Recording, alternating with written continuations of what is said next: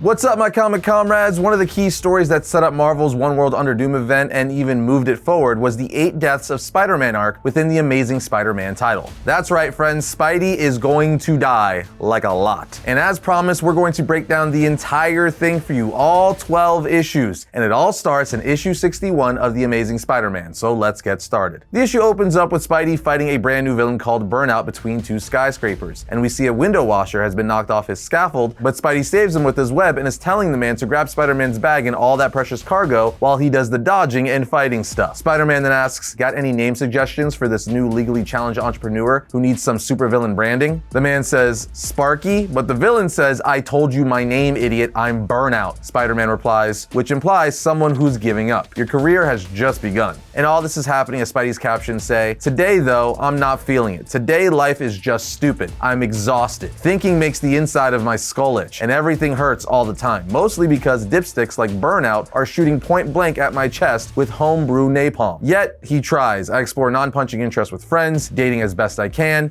and of course, Aunt May. And while Pete is saying all of this, we see Peter's friend Randy Robertson trying to help with his photography, becoming his agent, entering Peter's pictures into his first gallery show. And also Peter on a date with Shay, who is essentially Peter Parker's new girlfriend, even though they're not technically official. On top of that, he's also helping out Aunt May with Feast, which stands for Food Emergency Aid Shelter and Training. While Spider-Man is fighting Burnout, the window washer Kevin was able to catch all of Spider-Man's stuff as he hangs on Spidey's back while Spider-Man web swings away. Spider-Man says now we extinguish the Nameless Wonder and get on with our lives. Firebird? That's taken. Still trying to give this new villain a name, even though he technically has one. But as Spidey goes to punch him, Burnout turns into a fiery flock of birds. As Spidey says to himself, of course he does. Kevin then says, you hit him so hard, he birded. Spider-Man tells him, no. Also, nice Scott Pilgrim reference. But then Spider-Man hears someone say, Spider-Man, and we see it's none other than Dr. Doom, who is also now the Sorcerer Supreme. He tells Spidey, your meager services are required at the summons of Earth's Sorcerer Supreme. Spidey then lowers Kevin down with his web line, at which point Kev drops Spider-Man's bag with the camera and stuff inside, as we see his camera smash. Spider-Man tells him, my dude, one job. As Kev is being lowered down, he says, that's Dr. freaking Doom. Spider-Man says, yes, it freaking is. Take the rest of the day off, Kevin. Great working with you. Dr. Doom then says to Spider-Man, inefficient, unfocused, immature. You rarely garner Doom's attention, Spider-Man, but now that I have you, disappointing is an understatement. Spider-Man then looks him in the face and says, not the worst thing I'll be called today, I'm sure.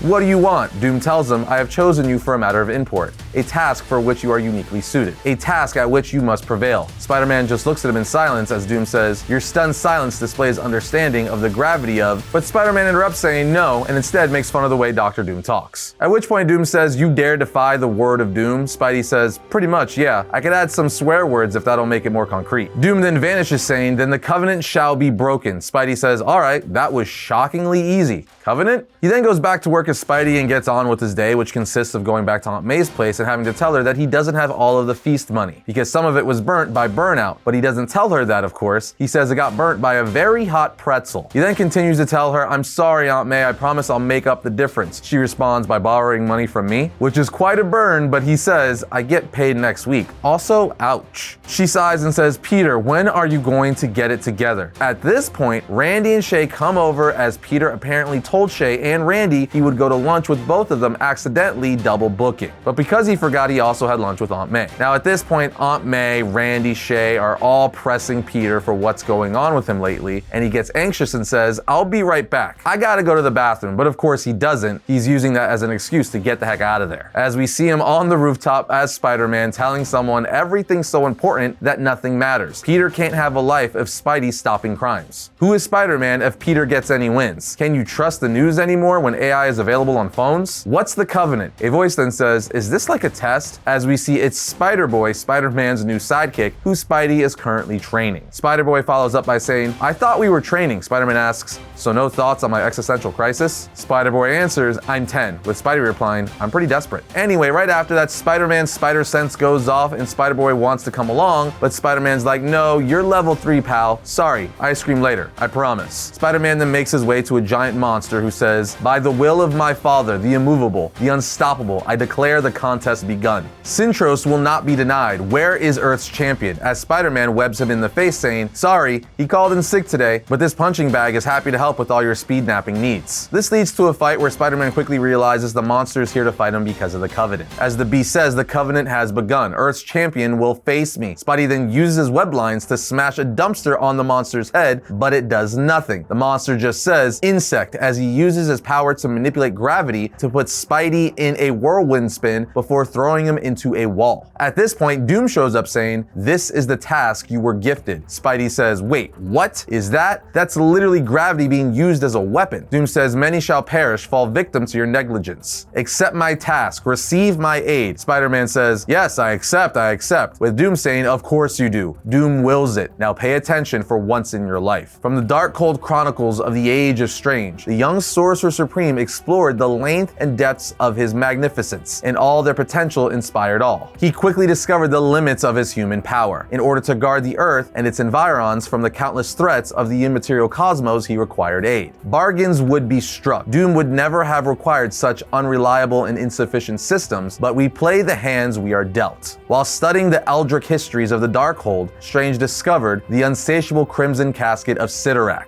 ample protection for the Earth for this dimension. However, the Crimson God Cyttorak is generally immovable in body and mind, as is well known. Strange, nothing if not clever, entered into a parley with the god in order to sway him toward a pact. Eventually, a covenant was formed, but Strange quickly learned that cleverness and intelligence are not the same. In exchange for erecting the casket and protecting the Earth realm, Strange had to commit to besting the 8 Scions of Cyttorak, the restless, spoiled, terrible godlings eager to prove themselves worthy of their father's throne. Strange thought it a fair bargain because he believed he found a loophole in their cosmic contract. There is one rivalry that precedes all births: Cyttorak and Raggadorr. Strange armed himself with the sacred reeds of Raggadorr, which all but assured that, should he fall at the hands of the Crimson Scion, he would be reborn and thus never lose. The Covenant demands that at the top of the Crimson calendar, Earth put forward a champion to battle the Scion for Cyttorak's amusement. The contest is taxing, to say the least. Strange, ever the modern, chose to face the Scion himself. His insufficiency also knows no bounds, yet he prevailed every time the Covenant was evoked. Strange answered and paid the mighty toll to maintain the casket every time. There is little to admire about Stephen Strange, but his tenacity cannot be unrecognized. But my time is far more valuable. Thus the need has risen for a different champion. Someone clever and tenacious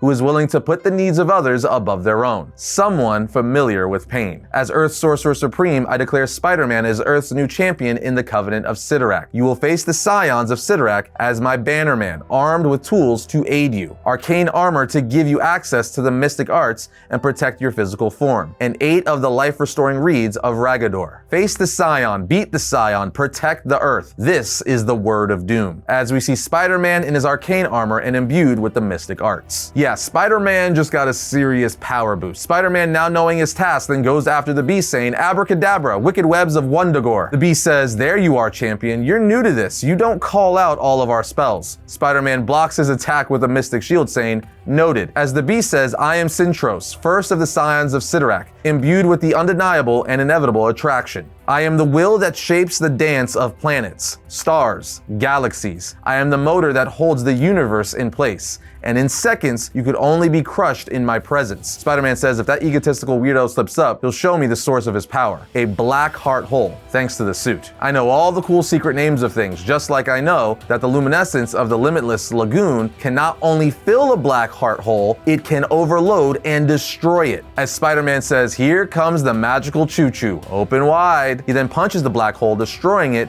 while saying, I win, but you see in the process, the black hole blowing up also kills Spider-Man. A voice says cause of death. The scientific term is spaghettification, which kind of trivializes what may be one of the most rare and excruciating deaths in the universe. A body is stretched and compressed as it's pulled into the gravity well of a black hole. And we see this person talking is Phil Coulson, as he says, I used to be called Phil Coulson, but for our time together, I'm death. That's right, if you did not know, Phil Coulson, who originated originated from the MCU, is now a character in the comic books, and is the current embodiment of death. He continues to tell Spider-Man, "Man, that sounds so heavy, but it's true, so embrace it. As the new embodiment of death, I am to guide you safely and as friction-free as possible to the afterlife of your choice." Phil Coulson, or Deathhead, realizes this is Spider-Man saying, "I'm so sorry. Oh man, for what it's worth, I jumped right to the cause of death in your file. Whatever your name was, you'll always be Spidey to me. It's an honor to process you." He then picks up some blue ghost-like stuff, asking what it is before he realizes it's reeds, saying, "Oh, you have the reeds. I'm so sorry. Stay strong, Spidey." As we see on the next page, Spider-Man brought back to life via the reeds as his skeleton starts to grow muscle and tissue again. Once Spidey is fully restored, he says, "Oh my God, help me. Help," as a voice says, "I've never been accused of having a good bedside manner. Do people want the good news or the bad first?" Spider-Man looks over saying, "Dr. Strange, good please, good." Strange answers him, "You're alive and in perfect health. Bad news is, you have to fight and defeat the rest of the Scions of Cyttorak, likely dying in the process, rebirthing 7 more times. If you don't, the Earth falls." And with that, we jump to issue 62. But before we see what's next, let me ask, do you like to travel? Seeing the world is a blast, but roaming charges and lost cell service aren't. But today's sponsor, Airalo, has the solution. Trusted by more than 20 million travelers worldwide, Airalo is the world's first eSIM store that solves the pain of high roaming bills by giving you access to eSIMs. If you don't travel internationally much, let me tell you, you would be in for a rude awakening when you land. But with Airalo, life is much simpler. No more roaming fees, no more lines at the airport to purchase a local SIM card, and no more hassle looking for a strong Wi-Fi connection. Also, when using an eSIM, you get to keep your home phone number. With eSIMs from Airalo, you can download and install a 100% digital data pack from 200 plus countries and regions and be connected anywhere in the world the second you land. Install Airalo today so you can stay connected wherever you travel, and use our code VARIANT3 to get $3 off your first eSIM. In fact, a member of our team recently flew from Dallas to Amsterdam for a big convention, and he was stressing trying to figure out how to make sure his phone would work when he arrived. Well, Airalo is the cure for that problem. So be prepared for your next trip. Install Airalo today and use our code VARIANT3 to get $3 off your first eSIM. Okay, so part 2 of the 8 Deaths of Spider-Man story opens up in Amazing Spider-Man issue 62 with Spider-Man at the Sanctum Sanctorum of Doctor Strange while also being attacked by a bunch of supernatural beings. We see Spider-Man using magical spells to fight the beings, but Doctor Strange, who is watching along as an astral projection, says, "You're doing it wrong." Spider-Man's captions say, "Dr. Stephen Strange is my go-to for all things magical, and he's got a magical phone book that could help me fight Scions." But he put his home on Mega Ultimate Magical Lockdown once Doom scooped his title. And since Strange's actual body is off doing whatever, wherever, and there's no key under the mat,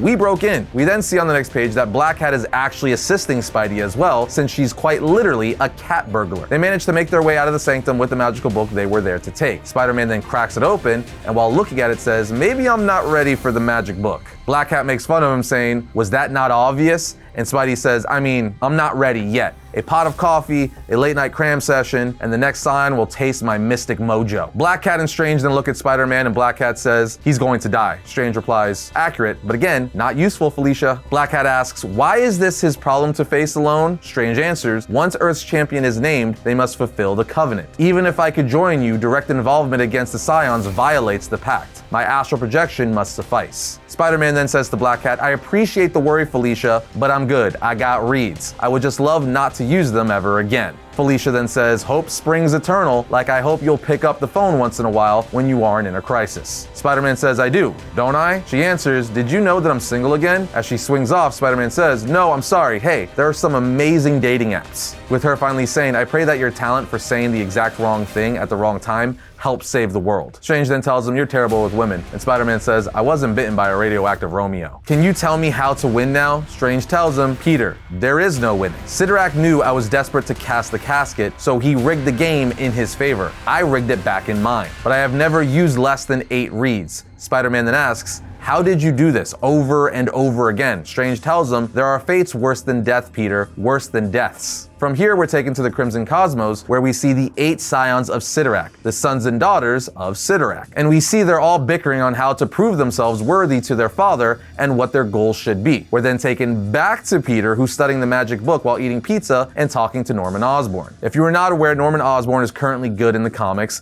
and Peter is asking him for advice about the whole Covenant situation. But even with Osborn listening and seeing a floating book in front of him, he tells Peter, "I don't believe in magic." Peter then tells him, "You didn't understand the assignment, Norman. The book was just flying with magic." Norman then takes a sip of his coffee saying, "I shut down Oscorp. effective immediately. Apologies for dropping this on you now. Not ideal, but I wanted to tell you before it hits the press. Norman goes on to tell Peter, Oscorp represents so many of my mistakes, so much pain. To fully explore the new lease on life that you gave me, I need to start over. Peter says, that's all good, isn't it? I mean, unless you're a shareholder. Sorry, too soon. It's the pizza talking. Norman says, they'll survive, but based on what you told me, you may not. Death. Even if a temporary sort has a way of draining the color out of things. Peter's phone then goes off and he says, oh no, Aunt May, I was supposed to be at Feast 3 slices ago. But when Peter leaves, he ends up going through a magical portal saying, oh hi, this is in my hallway, as another Scion greets him saying, champion. I am Sirion, Scion of Cyttorak. Strike me once, and I am conquered. Fail, and this realm falls. As he teleports away, Spider-Man says, teleporting space beetle. Fun. We're doing magic tag? Got it. Can we reschedule for like an hour from now? I have a thing. The two then obviously start battling, and during the battle, the Scion says, infinite space is my playground. You will never touch me as there is always an infinitely divisible space between us, as well as an infinite space to which I can banish you in whole or part. Spider-Man then casts a tenacious thread spell that latches onto the Scion. The Scion says, clever, where I go, you go. What's next? Spider-Man says, keep it close and personal so we can get to know one another. The Scion shrinks himself and Spider-Man to the size of bugs, and Spider-Man asks, is this as small as you could go? He replies, hardly. Your quantumverse. Spidey says, seen it, bet you can't go smaller. The Scion replies, infinitely smaller. As he shrinks both of them infinitely smaller, Spider-Man says, there's a model of space-time that suggests that if you go into a spaceship and fly straight, you would eventually come back to the same location. It would take an infinite amount of time, but you get there. Now bear with me. I've always thought the same would be true with scale. Going one direction, enlarging, or in our case, shrinking, you'd eventually come back around to the size you started. It's just a thought experiment, not the sort of thing one could ever test, unless you were like a magic egomaniac who didn't get past electrons in their reading. And in case you were wondering, yes, it's as trippy as it sounds, being the smallest and biggest thing at the same time. Yes, there is a momentum to the scale shift that forces Sirion to see it through, even as he realizes he's being played. And yes, it hurts. Basically, we see Spider-Man test out the scientific theory he was just talking about in the captions, and it worked. He shrank so small that it became massive at the same time and was able to touch Sirion, winning the match, but also dying at the same time because of the explosion of the touch. This causes him to meet Phil Coulson again, who says, cause of death, instantaneous dissolution of your atoms through an infinitely recursive fold of space. Say that 10 times fast. I'm sorry, Spidey, jokes keep the tears away. I don't know what else to say other than hang in there, hero. We then see the Reeds bring Spidey back to life yet again, and he reappears at dinner with his girlfriend Shay and friend Randy. Randy's asking Peter about what pictures he should submit for his show, but needless to say, Pete just came back to life and is disoriented. He tells Shay, sorry, I'm just dealing with some stuff, job hunting, disappointing Aunt May again, feeling like the grind that's not getting better, you know? She replies, it's okay, I've been there, trust me, I absolutely believe it's going to get better. That's the whole thing of life, isn't it? Sure, bad things happen, but Pete then sees she freezes mid-sentence, as well as Randy and everyone around them, as he says, Shay, oh no, already? He then sees a little demon girl saying, hey mister, my turn to play. And with that, we move on to the next issue. Issue 63 starts off in the past as we see Uncle Ben teaching a young Peter to ride a bike, as the Scion girl on the bike watches on saying, this is their new champion, we're gonna have so much fun. We're then taken back to the bar where the end of issue 62 left off, as Peter says, a little Scion appears in front of me and 30 civilians. Oh, and my best friend and whatever Shay and I are, this is the last thing anyone needs. Bright side, at least she seems to have frozen time. Pete then says to the Scion, can we do this another time? She says, sure, sounds like fun. When do you want to go? As she uses the same spell Peter used on the previous Scion to tether herself to Peter as she brings him to a different point in time. On the next page, we see she brings him to the night Uncle Ben died, as Peter is forced to relive that moment, after which the Scion says, do you get it now? We're going to visit all the pain in your lifetime, and there's a lot. I've seen all of your life, everything there was and will be. You want to win the contest? Surprise me. But the next place she brings him to is the day that Gwen Stacy died. Peter tells her, let me guess, you're gonna drag me through the deaths of the people I love until I quit. Solid plan. But not only does she bring him to the deaths of the people he cares about, she brings them to the mistakes he's made, like the day in the church bell tower where he got rid of the Venom symbiote only for it to fall on Eddie Brock, creating one of his biggest rivalries. She then keeps bringing him through painful memories in his life before ultimately bringing him to the time he let the crook go, who eventually ended up killing Uncle Ben. Long story short, after being brought back to so so many tragic moments in his life, Peter eventually slows down for a second to think. In doing so, he creates a time paradox, creating a device to attack when this future jump would happen, warning this version of himself that exists in the time he let this thief go that this was gonna happen so that that version of himself could punch the Scion, surprising her and in turn winning this contest. So with the contest won, the Scion is a sore loser and says to Peter, "You are still human, nothing in the conceit of this universe. You are so clever, but even in your success, you fail. Why don't I surprise you?" As she splits Peter's consciousness, plunging him into every moment of his life at the same instant, birth, death, and all the agony in between. It becomes so much for Peter that his brain literally breaks and he dies, with the Reed having to bring him back. He then reappears in the restaurant with Shay asking, "Peter, are you okay?" He says, "Yeah, I'm sorry, I'm just a bit out of it today. Randy just picked whichever photo looks best." As he gets up to walk away, Randy says, "Wait, are you sure?" Peter says, "Shay, can I walk with you to the subway?" She says, "Yeah, sure," and along the way, she asks Peter if everything's okay with him, and tells him, "You know, you don't have to lie to me. I think we're past that." As Peter says to himself, if she only knew. She continues to say, "Look, Peter, I'm sorry you lost your job at Oscorp, but it's normal to worry about what's gonna happen next." He says, "Yeah, you're right. I've just been struggling a bit, but you shouldn't worry about it." She tells him, "Nonsense. What kind of monster would I be if I just ignored your pain? How about this? Why don't I treat you to a picnic tomorrow?" Peter says, "You know, that sounds like a great idea. I'll see you then." Peter then makes his way back to Aunt May, where she says, "Where have you been? You forgot we were supposed to finish planning the feast committee day activities?" Peter makes up an excuse saying he was going over photos for his gallery, but she says, "Peter, I know you have your own life, but I need to be able to depend on you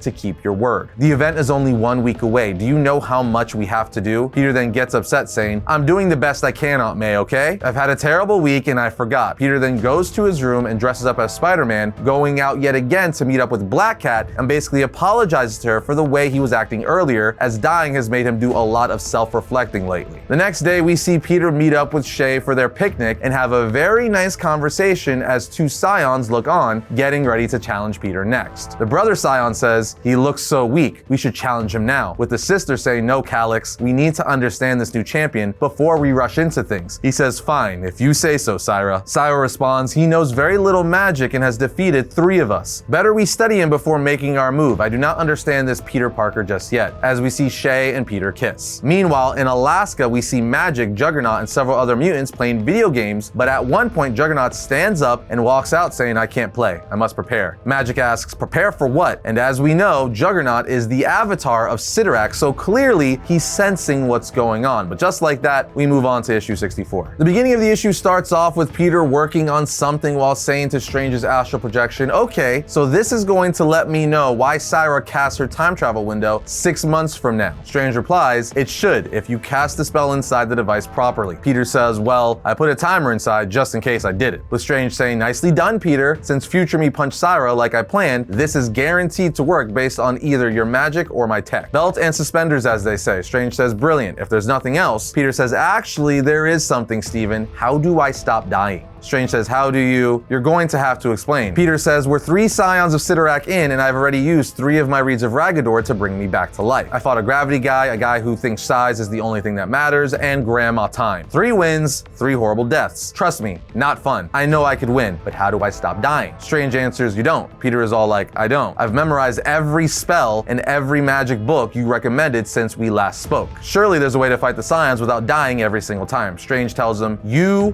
don't survive. You die. That is what the reads are for. That is the assignment. I thought we pretty much covered this in depth. The Scions are beings with godlike powers. Do you truly believe you can triumph over them and not pay a steep price?" Peter replies, "How do you stand it? The pain, the agony of dying, and then not?" Strange answers, "Mostly I just focus on not losing, because if the Covenant fails, the pain will be inconsequential compared to everything else." Peter's like, "Yeah, I keep hearing that. What is the point of the Covenant anyway?" Strange answers, "I've told you this as well. The Covenant is what holds together the casket." So Peter asks, "But what is the casket? What is it holding? What is it holding back?" "Come on, Strange, throw me a bone here." Strange answers, "If the Covenant fails, if the casket falls, unimaginable suffering will befall the planet and every single human living upon it. That must not happen. As a champion, that should be your one and only concern." So Strange clearly is not wanting to say exactly what's behind the casket, but instead is like, really bad things. So Peter's like, "Fine, whatever. I get it, Strange. Keep dying and stop asking questions for the good of humanity. Strange finally says, I must be going. Good luck with the twins. I've always found their dynamic fascinating. Peter's captions say, I trust Strange, but there has to be a way to avoid dying. There just has to. Later, we see Peter at a photo gallery with Randy where he's entering several of his pictures of Spider-Man. And as he and Randy are looking at them on the table, Peter says, just to be clear, what is the story I'm telling here with these photos? Randy says, Peter, are you serious? It's a classic David versus Goliath story. Here you have this guy who's clearly outmatched in so many ways and even gets roughed up a bit. And yet, he doesn't stop. He just keeps going. As we see a picture of Spider-Man fighting Sandman, Peter says, I thought I was going to have to convince you since I thought you would hate that we were including these. Peter replies, yeah, I guess. I mean, I wouldn't say that Spider-Man is totally outmatched, but I get the angle. Randy tells him people are gonna eat it up. Now, nearby, we see the twins have arrived and the brother says, I'm going to challenge him now, sister. I'm tired of waiting. But she replies, why rush? This is so stupid anyway. The brother tells her, why are you so unenthusiastic about the most important battle of our lives? This is our chance for glory. Can you imagine what father will say when we win? She replies,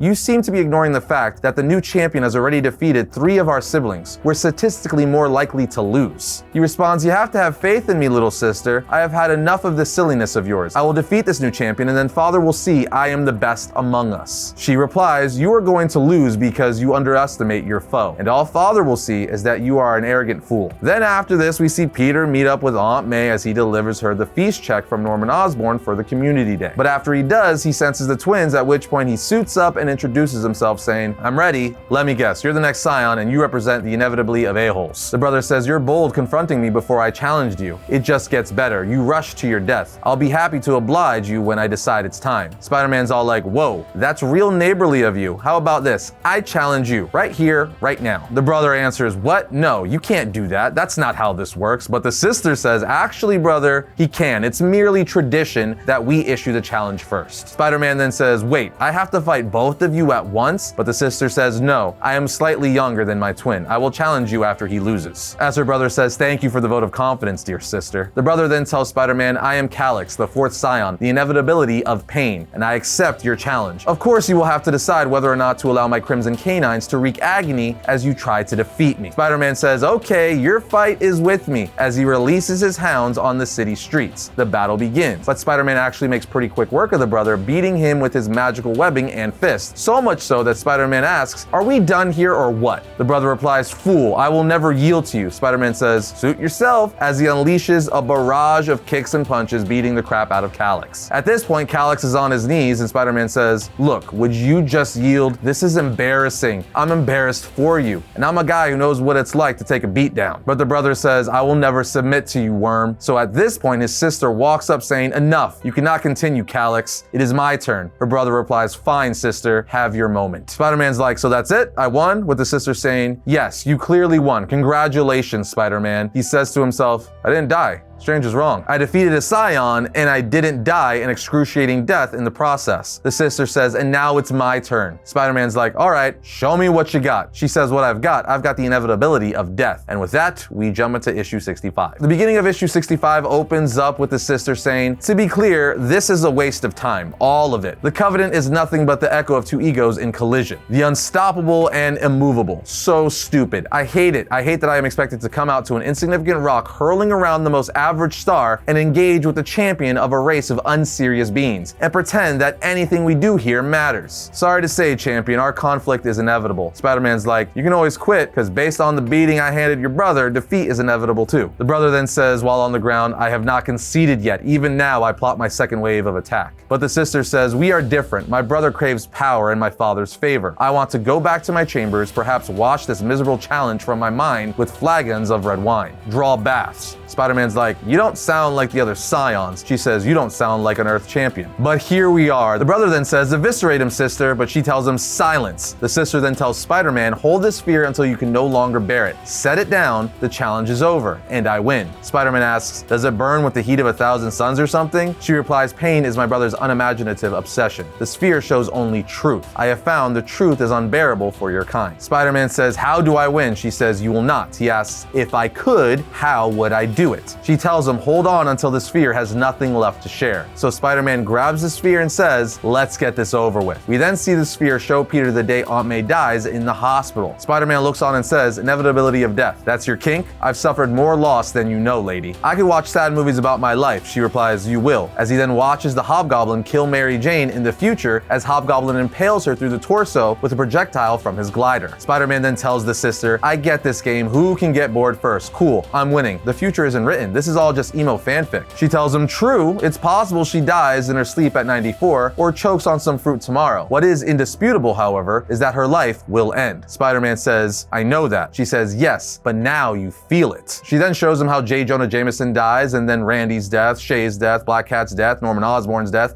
and so on and so forth. As Spider-Man not only sees their deaths, but he feels them. He then goes on to see and feel Spider-Boy's death, Ghost Spiders, and Miles. And with every single death, he sees Phil Coulson, aka Death, come for his friends and family. But when he sees Coulson come for Miles, he says no, grabbing him from behind and saying, not them, Coulson. But Coulson replies saying, it's their time, Spidey, I'm sorry, truly. Spider-Man's like, I can save them, but Coulson tells him, you didn't. I'm sorry I have to do my job. Just set down the sphere. It won't get better. As Spider-Man says, no, Coulson, Spider-Man's all like, you can't, but Death tells him, I have no choice. I hope you know that. Spidey tries to use his magical webs on him, but it doesn't work. They just go right through him as he says, they deserve to live. And Coulson says, everything that lives dies. You know that. As we see Spider-Man follow Coulson through all the lives he's having to take. Spider-Man can't take the loss anymore and falls to his knees, holding Coulson, saying to himself, everyone dies. Everyone is forgotten. Every legacy ends. Every great work is lost. You came from nothing. You return to nothing. Life is nothing. This is why you fight. In defense of the ephemeral whispers who were dead in the instant they were born, trapped in meaningless lives with inevitable ends, whose echoes fade and leave only silence. As the sister Scion looks on at Spider-Man, she says, you have no idea how much I hate this little human. No idea. At this point, her brother attacks Spider-Man saying, your distraction works, sister. Now I shall finish the battle you interrupted. She says, this is not your time, brother. Stop. But he continues his attack on Spider-Man saying, I will tell father of your assistance, but he will know who killed the champion. As he starts beating the crap out of Spider-Man saying, see me, father. See me, Cyttorak. See me. The brother eventually kills Spider-Man, but of course, the reeds bring him back to life. But before he comes back to life, he briefly talks to Death, who says, you're more than halfway through, Spider-Man. Hang in there. And when Peter comes back to life, waking up in his apartment, Strange is there talking to him, asking, how many did you get through? 171,963 is my record. I couldn't warn you. I'm sorry. Cyrus' trial never changes. The others like to experiment, but you did it. You held on. 3 Scions remain, and if you can believe it, there are worse than what you faced thus far. You have acquitted yourself well, but I need you to redouble your efforts. The trials ahead require skill and imagination. Peter asks why. Strange replies, I don't understand the question. Peter asks again, why do we do it? Any of it. Strange answers, Peter, what you saw, what you felt. I know it's a lot. Peter says, a lot. Strange then tells him, but you know that people die. You're not naive. Peter says, exactly, and what we are is meaningless. Strange tells him, Peter, I'm sorry you were pulled into this. I'm sorry it hurts. But Peter interrupts saying, I'm sorry too, Doc. I quit. Strange is like, you can't quit. The covenant must be upheld or the world falls. Peter says before walking out of his apartment, let it fall. I don't care. And with that, we move on to issue 65.5. Yeah, that's right. Before we get into the full-blown issue 66, there's a middle issue that breaks down a little bit of Agent Coulson. The issue does pick up with Peter walking out of the apartment while Doctor Strange is like, you can't quit, Peter. We need you. The world needs you. But we see when Peter leaves, Doctor Strange is an astral projection as well. He then says, you're not going to say anything, Coulson? Coulson says, you could see me? Strange replies, I may not be the Sorcerer Supreme anymore, but I'm still a master of the mystic arts. Of course I could see Death when he's in the room with me. So are you going to do anything? Coulson asks, about what? Strange basically says, about Spider-Man. Peter, he has to die and come back. He has to be the champion. Coulson's all like, I can't take sides, Strange. Strange tells him, says who? I know you're new at this, Coulson, but you're not the Watcher. Basically, Strange persuades Coulson, or Death, to make Peter realize he has to do this no matter how hard it is for him. Captions then say, Phil Coulson, agent of S.H.I.E.L.D., recently deceased, even more recently resurrected. When Death became an Infinity Stone, the stone sought out his remains and brought him back for reasons he can't fathom. Maybe it is for this. Maybe he is meant to be the one who guided Spider-Man out of the darkness. As we see Coulson try to talk to Peter, he tells Peter, when I was 6, my grandpa died. I was the one who found him, though I can't remember much about it. I was a kid, you know? Next time Death had any effect on me was when our dog died. Time after that, my father. That one, well, I don't know why the Death Stone chose me is what I'm trying to say. There's no special relationship, no unique connection. Why it brought me back to life instead of literally anyone else, I do not know. Death is a mystery even to me. Peter says, "You're here to coach me through this moment, right? You don't even know me." Coulson says, "Sure I do. You're Spider-Man, the amazing, spectacular, friendly neighborhood Spider-Man. You're a hero." Peter replies, "I'm a costume clown doing cartwheels in the streets. What have I done, Coulson?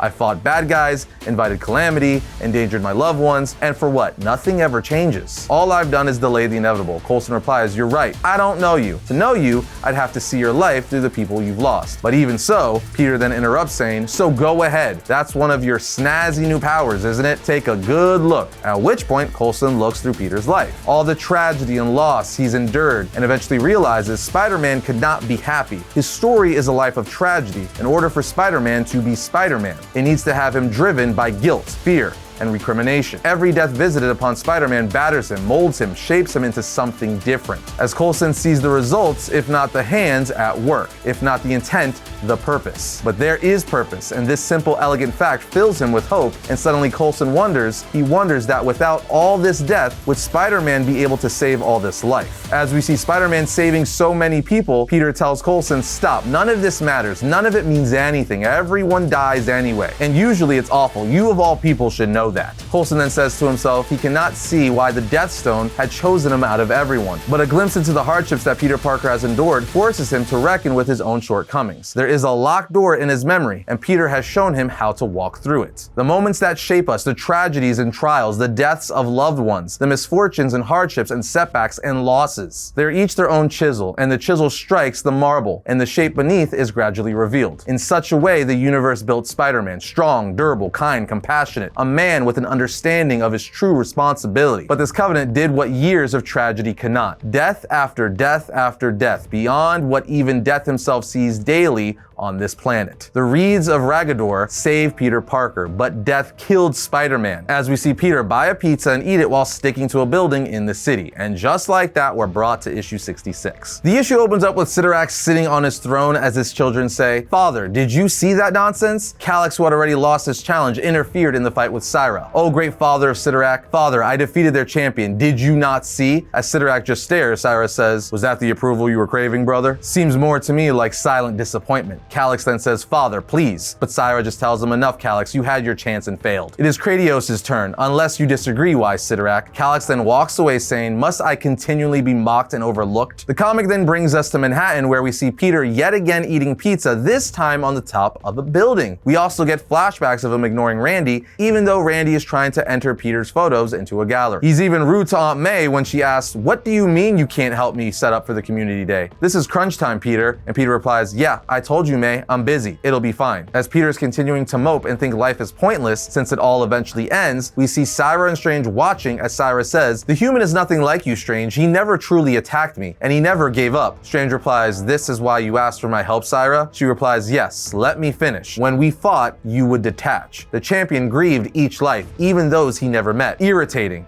Strange replies, "That is one word for him." We then see Peter make his way to a convenience store, where we learn through a conversation with the cashier and a customer that the window washer that Peter saved in issue 61 unfortunately passed away. As Peter gets some ice cream, he says to himself, "One more reason to quit. Even when I help, I just delay the inevitable." Then as Peter is bringing his ice cream up to the cashier, someone is trying to rob the cashier. As Peter tells the robber, "You're doing all this for like $64. You're going to give up 5 years of your life and you can't even buy a video game?" The robber then points the gun at Peter saying, "Yo, are you off your meds? Because you sound crazy." At which point Spider-Boy comes in and takes out the robber while saying, "You shouldn't make fun of mental health. It's important. Some people need medication and that's okay. Also, stealing is wrong." Peter then puts up some money saying, "Yeah, so since that's handled, can I go ahead and pay for this?" As Peter walks out, he starts eating his ice cream with Spider-Boy following saying, "Hey Peter, are you okay?" Peter turns around saying, "I'm fine, Spider. Just done lying to myself. It doesn't matter how hard you work. You can't change things," as he remembers seeing Spider-Boy dying. He continues to say, "You're what, 8? Don't waste your time with this nonsense. Go play tag or something. Be a kid." Spider-Boy just says, "I'm 10, and just because you're sad doesn't mean you give up. You have to keep trying because things can get better. They do get better." Peter just says, "Sadly, they very much do not. Sorry." We then see Syra and Strange still watching, with her saying, "What is this? What is he doing?" Strange says, "He quit," which isn't normal for him. "But I could ask the same for you. Your challenge is supposed to be over." She says, "Yes, my grand challenge. I don't care about that.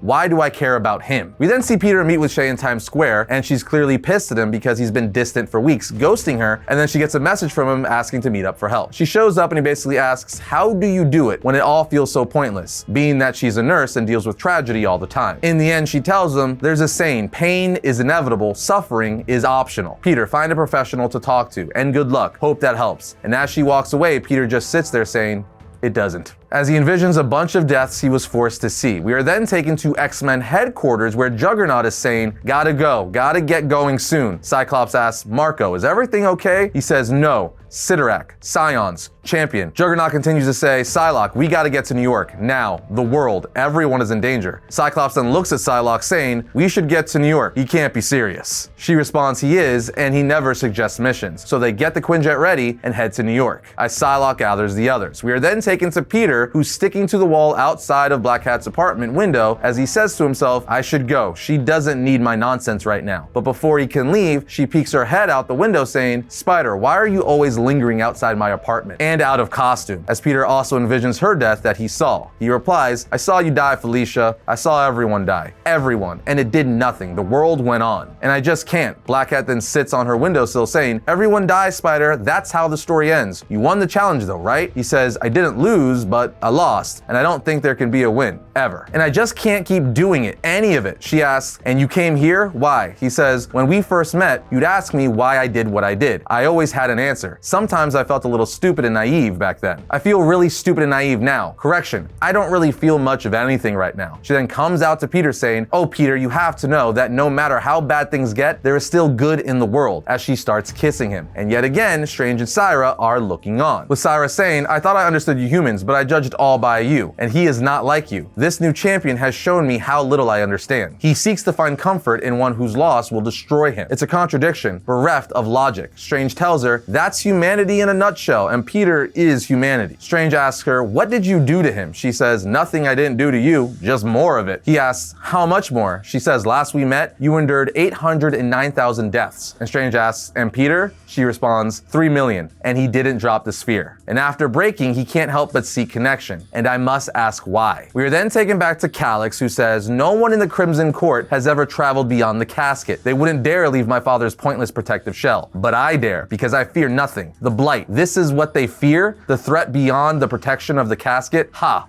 I benign emptiness. I, Calyx, best son of Cyttorak, am here. Show me what there is to fear. Show me why my father cowers at the mere mention of your existence. Just as I thought, another one of my father's pointless rules. But out of nowhere, tentacles start coming out of the ground as he says, what is this? I can't move. He must turn back as he talks to his canines. Almost there, my strength will carry me through. Do you hear that, father? My strength, not yours. We see he's able to free himself, saying, so that is what he fears, the loss of control, the fading of his power. But I faced the Blight and survived. In fact, I feel stronger than ever before. Come, my crimson canines, it is time we had a chat with our brother. As we see, the Blight has infected his leg. And on the next page, Kratos comes to Earth saying, prepare to meet your end, you miserable human. As he appears in front of an old lady and her dog, she runs away while he asks, where is the champion? Answer the call, coward. A victory without battle is a hollow one. Will no one fight Kratos? But a voice says, we will, as we see it's Juggernaut and the X-Men. As Juggernaut says, the X-Men accept your challenge. This brings us to issue 67, where we see Peter wake up in Felicia Hardy's apartment as she brings him a cup of coffee. He then says,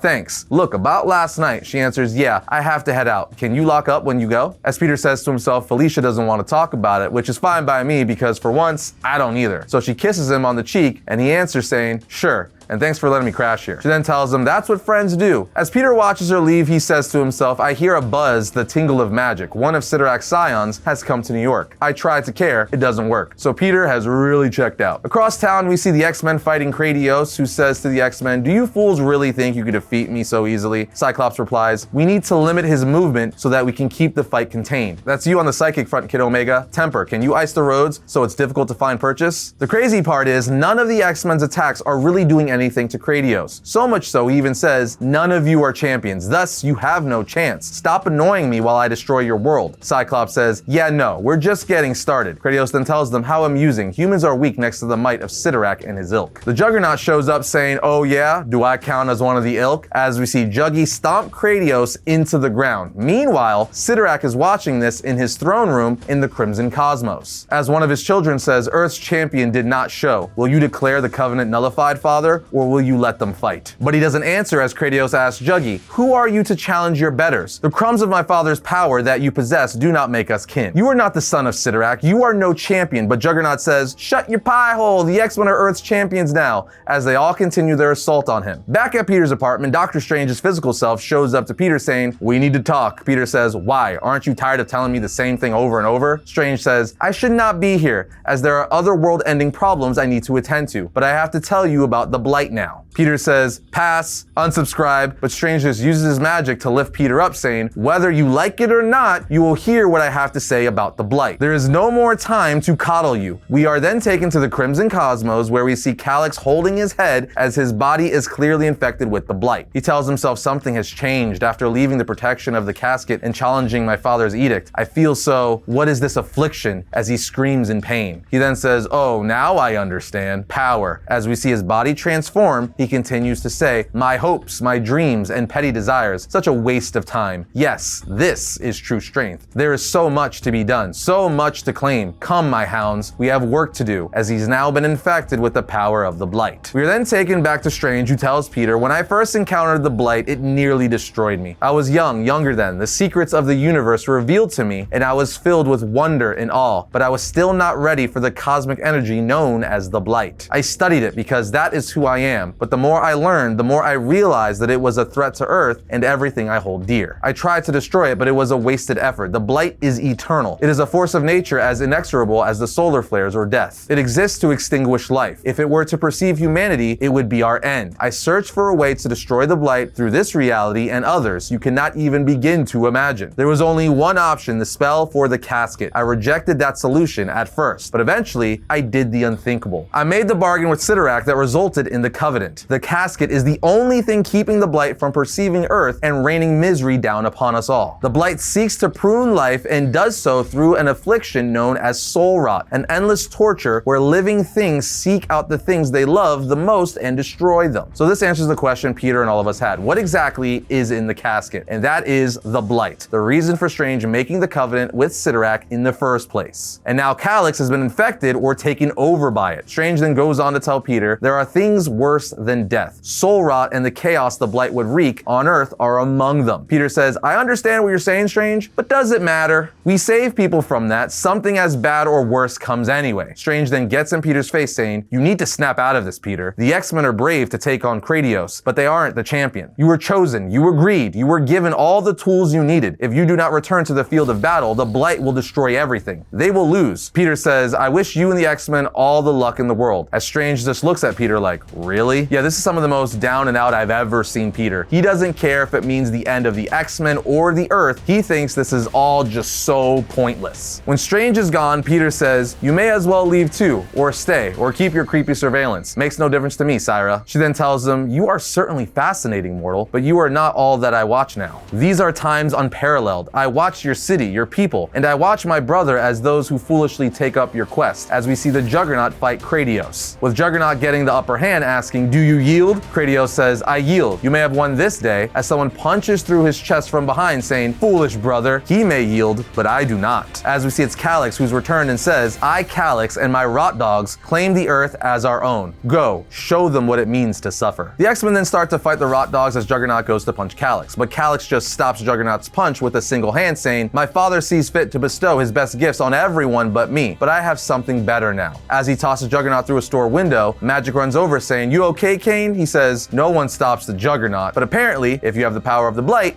you do. Calyx then says, do you see this, father? As Syra starts crying, she says, no, Kratos can't be. He cannot die. Oh, mortal, everything just got so much worse. And with that, we jump to issue 68. All right, issue 68 starts off in Felicia Hardy's apartment as Peter says it's strange to see a scion of Cyttorak cry, and whatever Syra saw has her shaken up. I'm guessing it's bad, just incredibly awful. After everything she's shown me, I'm not sure I want to know what rises to that level. Peter then tells her, thanks for the chat, but if there's somewhere else you need to be, she says, not me, you need to see this. She then grabs him and takes him to the battle in the streets. As he looks on, he says, no. As Death, aka Phil Coulson, is standing beside the dead bodies of his best friends, he's saying, I'm sorry, Peter, they're gone. As we look at Randy, Shay, and Aunt May killed by the battle with Kratos. Peter then says, this isn't how it's supposed to be. I saw their deaths, felt them. This wasn't it. Syra tells him what I showed you was but possibility. Things changed. He asks what changed. She says, you refused the call of Cyttorak and rejected your responsibility as champion. As he holds up Aunt May's body, he says, so this is my fault? I felt like nothing mattered, but it does. How could I forget that? Every death I experienced during Syra's trial hurt less than the grief clawing at me now. What is wrong with me? I've been having a pity party while lives are at stake. Real pathetic, Parker. I'd rather fail than do nothing at all. As he suits back up in his mystic spider armor. He then tells Coulson, the reeds, if I give you the remaining reeds of Raggadorr, can you bring them back? He replies, I'm new at this. I'm sure there are ramifications for such a deal. Spider-Man then yells at him saying, bring them back, Coulson. Coulson replies, but the reeds, your last reeds. Spider-Man says, bring them back, preferably without them remembering how they died. Syra then says to Spider-Man, champion, without the reeds, if you die again, when you die again, it will be permanent. He tells her, that's a chance I'm willing to take. Do it, Coulson. So he does, bringing his friends and Aunt May back to life. As he says to himself, I'm sorry I wasn't there for you. I'm sorry I let you get hurt. It's at this point Spider-Man gets to work. And he tells Syra, I'm ready to put Calyx down. Is a rematch allowed under the Covenant? She replies, there is something more at play here, I fear. We need to find Calyx and attack him directly. He is a conduit for the power I sense. Peter Parker then goes over to Juggernaut being like, hey, have you seen a guy with a bad attitude and an overstimulated sense of self? Juggernaut replies, he swatted me like a fly, and you think you got what it takes to stop him? Spider-Man replies, maybe, with a little help from the X-Men, at which point Juggernaut and the X-Men agree to help. And when they find Calyx, he has Cyclops by the neck. So Spider-Man and the X-Men get to work. Spider-Man even blasts Calyx with a magical spell, but when the smoke clears, he comes out saying, you haven't been paying attention. Scions are your superiors,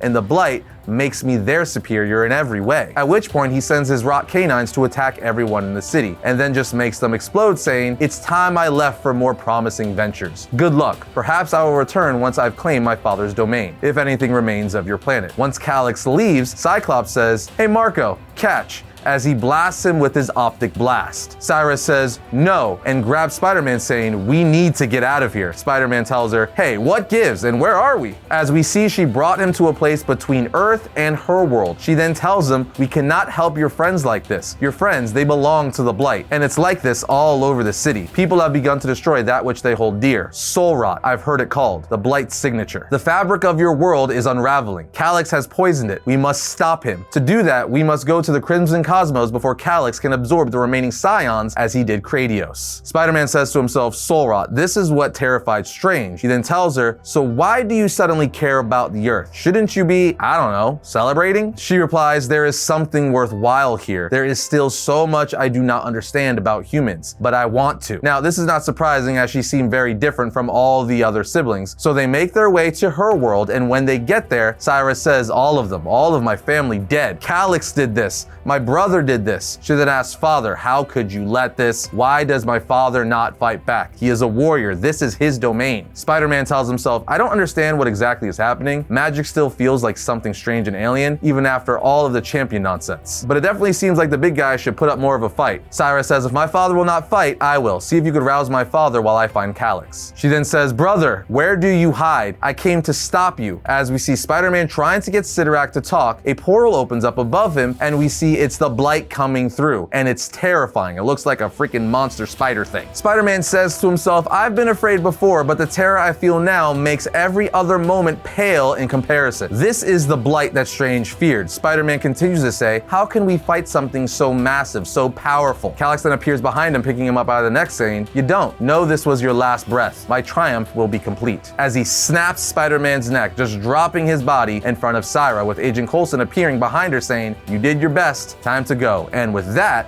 the issue ends. The next issue in the series is the Amazing Spider-Man 68.5 Deaths, which is really another spin-off slash filler issue. The whole issue revolves around Juggernaut fighting the X-Men who are getting infected by the Blight, and eventually the combined forces of Temper, Magic, Psylocke, Cyclops, and Kid Omega are able to subdue Juggernaut, and Psylocke even uses her psychic knife that sends Juggernaut to the Crimson Cosmos domain of Cyttorak. And Juggernaut tells Cyttorak, "You made me your avatar for a reason, to strike fear of the great powerful Cyttorak into everyone I meet. But lately I keep playing hero, which ain't in the job description, so when I do good things I get weaker, and no one's scared of you, which makes you mad. That all track? Your genius idea is I kill the X-Men, show how tough I am, show your old enemy, the Blight, you mean business. Otherwise what, you take my power away? Or ramp it way down again? Well, you got a point. If I ain't the Juggernaut, I ain't much. So I say up yours, this whole mess is your fault. Ain't it your job to keep the Blight in check? What's your way ever accomplished? Your avatar should be unstoppable, but I got my butt whooped on the regular by folks like the X-Men, cause they had friends.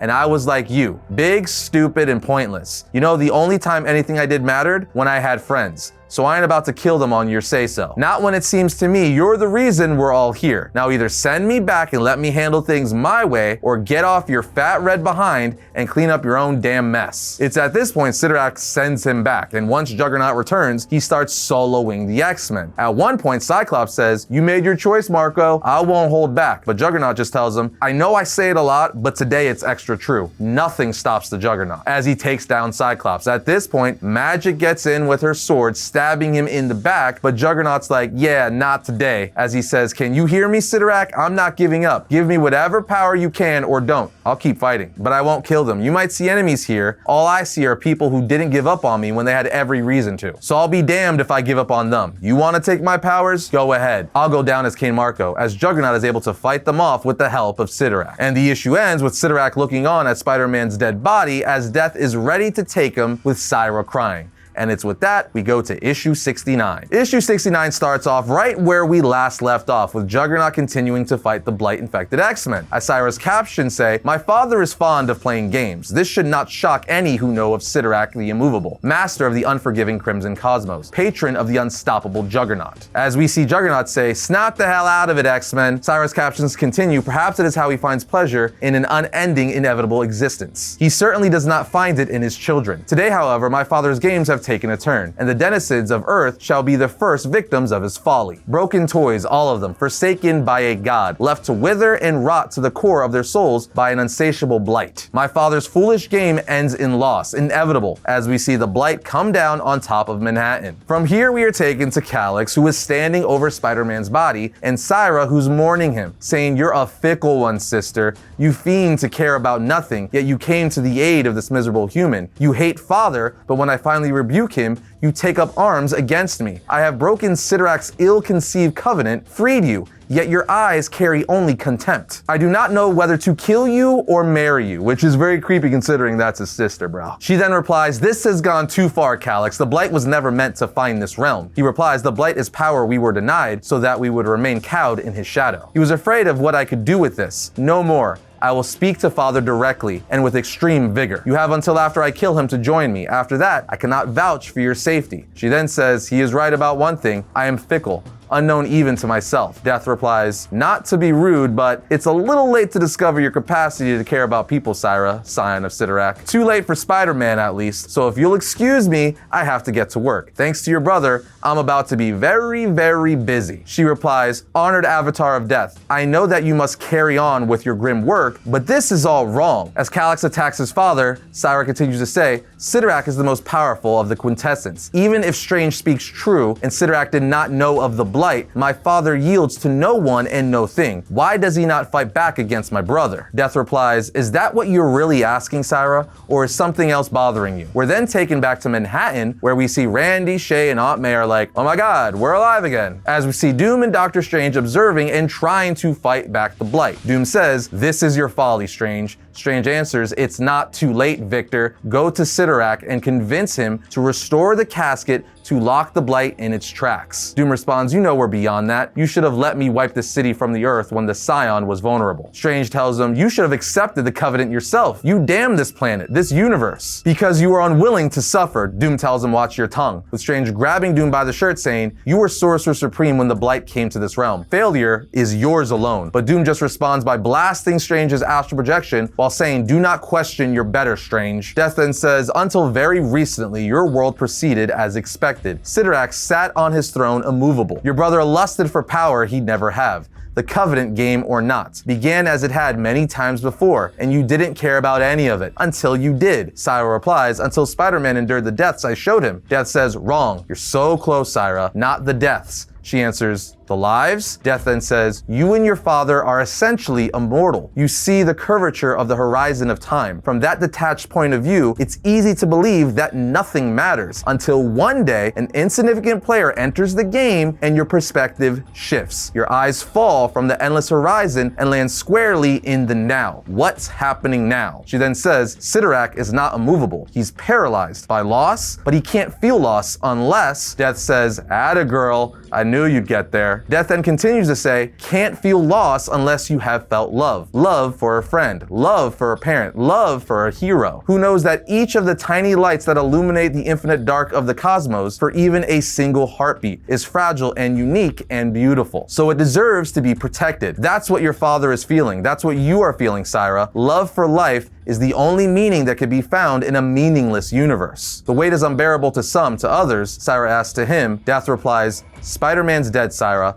Life and the care of it is a job for the living. She then grabs Death by the collar saying, I would strike a bargain. He tells her, Death can't bargain, she tells him, but it can be staved off with a reed, with magic, with a trade, the power and immortality of a Scion of Cyttorak. To restore one indomitable human spirit, as they both look at Spider-Man's body, Death says, Strange's use of the reeds was unorthodox, but there was a precedent for the pact with Raggadorr. It was basically a giant FU from one god to another, but this, she asks, can you do it? He replies, can you? This is not a simple trade, it's a sacrifice. She answers him, do it if it can be done, Reaper, before the last daughter of Cyttorak is made a coward. He says, okay, this might sting. As he transfers the crimson essence from Syra to Spider-Man, Death says, immortality traded for the remaining days of one mortal life. The universe screams, this is not the order of things. Generally, the universe would be right, but I'm new to the job. Surely I'm allowed a mistake in the name of love. Not Syra's for Peter, not mine for him either, but for Spider-Man's love for us, all of us. With Peter alive once more, he asked, Syra, what happened? What did you do? She says, I learned to care because of you. He says, I don't know what to say. Thank you doesn't seem big enough. She says, it isn't, so don't say anything. She continues to say, become what you must to defend that which you love so dearly against my family's folly. Become a weapon and shed the role of pawn. Become strength incarnate. Become unstoppable. Become a juggernaut. As with her power, he becomes a juggernaut. More specifically, the Spider-Knot. And this is all happening while we see Calyx trying to kill his father. But this brings us to issue 70, the conclusion of the 8 deaths of Spider-Man. And on the opening page, we see Spider-Man, now a juggernaut himself, punching Calyx. As his captions say, ever since the spider bite changed the course of my life, I've understood what it's like to feel strong, but I have never felt unstoppable. It's intoxicating. As he punches Calyx from the Crimson Cosmos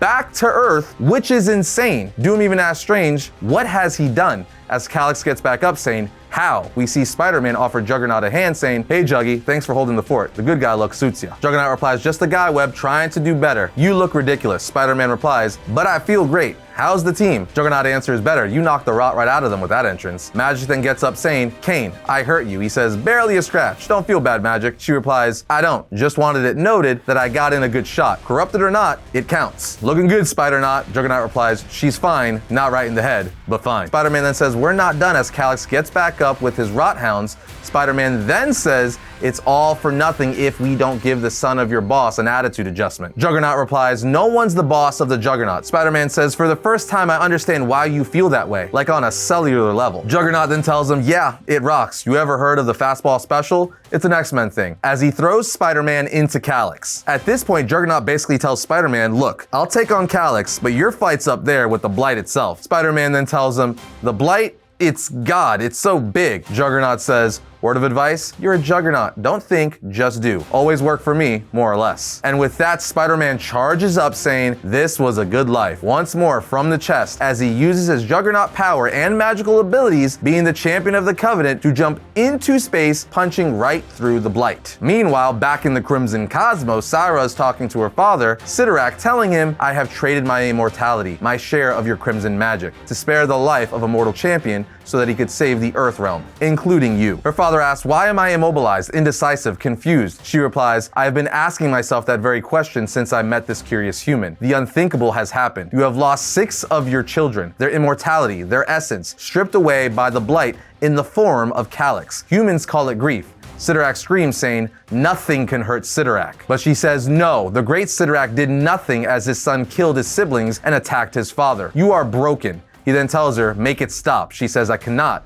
The pain is inevitable, but maybe there is one who can help if it is not too late. We then see Spider-Man floating in space as he temporarily injured the Blight, and his captions say, horrifying as it is, the Blight is a force of nature. It exists to cull souls for existence. Why? Might as well ask why there's gravity or quasars. It doesn't matter. Doctor Strange figured out a way to hide our entire dimension from this thing, but it took the power of a god. I'm a kid from Queens who got a crash course in magic last week, but with the slice of power I got from a god's daughter, I think I can make it work. I can cast the casket for Cyttorak continuously until I die. Cyttorak then says, failure is inevitable. Maybe not today. With the power of my blood coursing through you, you could live 100 years. But the Blight is part of the primal fabric of the universe. It will prevail eventually. Spider-Man then says, as he's using his magic and new godlike ability to hold off the Blight, I know my Cyttorak, your honor or whatever, but I'm casting the spell anyway, so if you're not part of the solution, Cyttorak then says the Blight will prevail. Why do you fight? Why when life is so fragile? Peter answers, despite magical craziness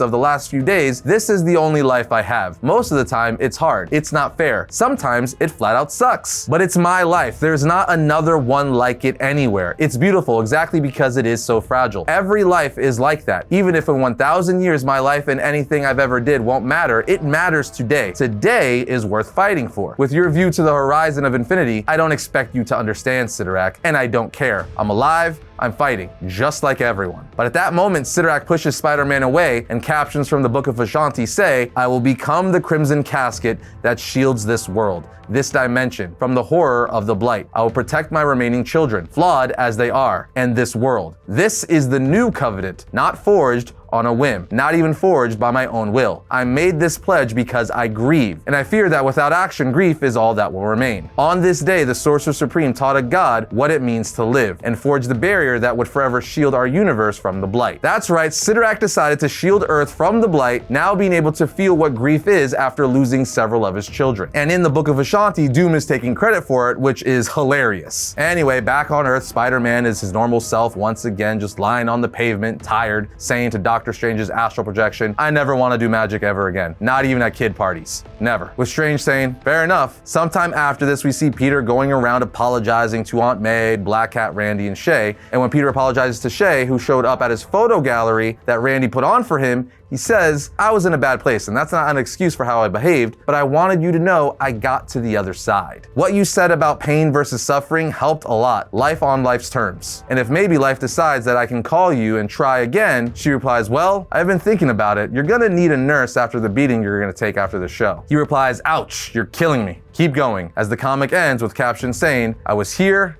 I was loved, my life mattered. And there you have it, friends, the 8 deaths of Spider-Man and the 2 tie-in issues. This was one hell of a story that really broke down Peter Parker's perspective of being Spider-Man and if it even matters, which of course it does. In the end, the story was telling us through Spider-Man that it doesn't matter if what you do today is going to change things tomorrow or years from now. You do what matters in the here and now, and that's all that anyone could do. I really dug how the story dealt with Spider-Man struggling to be a hero after seeing so much death, realizing that no matter what he does, it's all going to end, to the point where he gave up, being like, yeah, I don't care if the world's gonna end. It doesn't matter. I'm just delaying the inevitable, before ultimately realizing that it still does matter, because whether what good you do today has effect tomorrow doesn't mean you shouldn't do good in the here and now. It's truly something I know a lot of you can relate to, as in life, we think things are pointless because it's like, oh, that's not gonna change things, or what does it matter? But it does matter. Doing good, making the right choices always matters, whether it has a long-term effect or not. Now we know.